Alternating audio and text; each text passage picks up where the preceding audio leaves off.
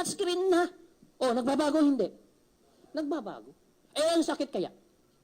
Nagbabago? Nagbabago? Nagbabago ang sakit? Sige, tingnan mo natin kung nagbabago ang sakit. Diabetes na nun, anong tawag ngayon? O, nagbabago hindi? O lang ang tawagin mo, high-tech to high-tech. High-tech diabetes to, Anthony. Wala pong high-tech diabetes. Wala po. Diba? O, high blood nun, anong tawag ngayon? Naku, luma na yung high blood mo, ito mas bago. Ha! Walang ganun. Walang ganun, ha? Mas high-tech ang high blood mo. Ano ba kumbaga sana? 4GS to, Anthony. Grabe itong high blood ko. Okay? Cancer na, anong tawag? 10 years from now, ang sakit ng cancer, anong tawag? Still, cancer pa rin. Nagbabago, hindi? Hindi. Anong ibig kong sabihin? Since ang sakit hindi nagbabago, anong ibig sabihin? Hanggat may sakit, may katawan. Hanggat may katawan, may. Hanggat may tao, may. Hanggat may health, may aim global. Bakit? Bakit ko sinabi? Simple, hanggat may sakit, pag sakit ang pinag-uusapan, katawan yan. Pag katawan pinag-uusapan, tao yan. Pag tao pinag-uusapan, health po yan. Pag health ang pinag-uusapan, product natin yan, food supplement at aim global po yan. Nakuha niyo po? O potential hindi? Sobrang potential. Okay, tanong, kailan mawawala business na papasukin mo? Simple, pag nawala ang tao. Tanggalin mo ang tao, mawawala health, wala nang business. Tanong, kailan mawawala tao? O, pero as long as may tao, may, hanggat may health, may business ka. Maganda o napakaganda? O, ready na? Nakita nyo na, potential? O, sige, business na tayo. Sige, Anthony, maganda yung business na pinapakita mo sa aming idea. Interesado kami pasukin. Yun nga lang po ito, tanong. Okay? Pagpapasok sa business, anong problema mo? Nako, patay na. Yari na. Teka lang, Anthony. Potential ng business mo. Yun nga lang, alam naman natin, pag sinabing business, anong kailangan? O ano pa? Pag sinabing business, pag inaalok mo to sa tao, o aalok mo to sa mga kaibigan mo, oy, business tayo. Ano pa yung mga reason? Marami ho po silang dahilan. So, mayroon pa tayong konting problema. Okay, na kailangan magkaroon ho kayo ng mas matinding idea. Okay? Ito po yan, no? Kasi ang totoo, gaya na sinabi ko, ang tao po hindi po business-oriented. Career-oriented po siya. Kaya pag inalok namin sa inyong business, kahit gano'n siya ka-potential, ang totoo, baka hindi mo rin to gawin. Kasi maaaring ito problema mo. Wala kasi akong kapital. Kahit potential. Totoo hindi. Wala akong pera, Anthony. Oo, maganda business mo. Kaso nga lang, wala akong pera. Maaaring pag ginagawa mo na itong business, maaaring yan yung masasabihin din ng mga kaibigan mo. Kasi kung ang tao po, business-oriented, hindi niya to sasabihin. Gagawin niya ng paraan yan. Ganun ba? O sige, tingnan natin. Gagawin ko ng paraan yan. Maganda yung business mo eh. Okay, ano pa? Ano pa yung pwedeng sabihin ng tao kaya medyo umiiwas, medyo, teka lang. Ano po? O ito pa oh. Anthony, wala akong time. Ang masakit ito. Wala na nga pera, wala pang time. Wala akong pera, wala akong time dyan. Di ba? Yun ang masakit. Maliban po dyan, ano pa? Kasi tingnan nyo, bakit ko ito sinasabi? Baka maaari ito tumatakbo sa isip mo eh. Nakaupo ka ngayon dyan. Naku, okay yung business sana, kaso nga lang, complete din sa schedule ko. Mamaya papatunayan ko sa inyo, hindi to complete. Bagay na bagay ho nga po sa mga taong busy-busy. Okay? Ano pa? Oy, wala akong business skills. O wala akong alam o knowledge. O sa madaling salita, pasensya na, Anthony. Wala akong alam dyan. Hindi ko kayang-kaya. Hindi naman yan na kasing pinag-aralan ko. It's not my line. Di ba? Ano pa? Pwede niya sabihin risk. Naku, malulugi lang ako dyan, Anthony. Dito, takot ang tao. May pera, kaso nga lang, takot malugi. Ang matindi ito. Hindi pa tinatayo. Pili niya lugi na. Naku, malulugi lang ako dyan. Hindi mo pa tinatayo, malulugi ka na. Tama? Ang matindi ito. Paano ka malulugi? Di ba sabi mo wala kang pera? Paano ka malulugi? Di ba? Oh. So, ito perspective ng tao. Kaya minsan, hindi ko alam kung tama yung perspective. Oh, sige. Huwag ko kayo mag-alala. Pag ito ba inalok sa iyo ngayon, kaibigan?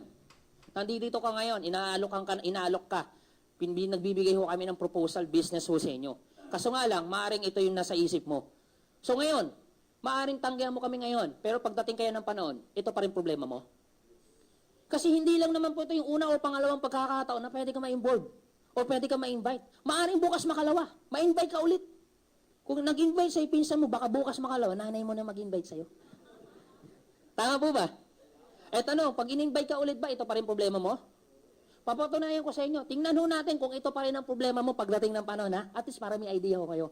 At least, ma-prepare nyo po sarili ninyo. Okay. Pagdating kaya ng panahon, ito pa rin problema mo. Sige, silipin ho natin. Naniniwala po ba kayo meron po life cycle?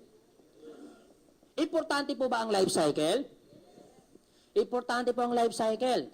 Kasi kung hindi wala pong life cycle, hindi po balanse ang mundo. Agree? Okay, tingnan nyo po. Since may life cycle po, marami pong pinagdadaanan ng tao. Isa sa mga pinagdadaanan po ng tao, ano po yun? Ito po, maaaring dumaan ka dito. Marami po dito dumaan. Agree po ba kayo lahat ng tao? Nag-aral?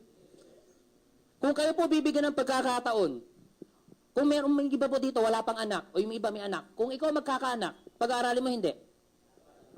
Pag-aaralin. Ito tanong, bakit kailangan pag-aralin?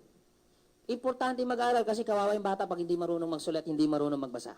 Agree? And then ayun yung iba dito talaga nag-aral. Okay, gusto niyo po ba habang buhay nag-aaral? What next pagkatapos mag-aral? Ito cycle ha. Ano po? Magtatrabaho na agad? Di, gagraduate mo na yan. Parang kanina gusto niyo na patayin eh. Dito, hiyahin mo muna graduate. Okay? Okay, pagkatapos graduate, what next? Opo, doon papasok. Yan, magtatrabaho na ho siya. Pansinin niyo po to, may mga taong hindi nakapag-aral, may mga taong hindi nakagraduate, pero pansinin mo, pero dumaan pa rin sa cycle, nagtrabaho. Opo, nakaiwas ho siya dito, pero dumaan pa rin siya. Ito pong dadaanan niyo, tatrabaho siya. Kailangan magtrabaho? Yes, kami nga mayayaman, nagtatrabaho pa. E paano pa kaya mga mahirap? So kailangan mo magtrabaho. Totoo? Even Henry C. Wala siyang kasawa-sawa hanggang ngayon, nagtayo pa rin tayo ng building. Hindi pa nakontento, pinasok pa real estate. Di ba ganun katindi?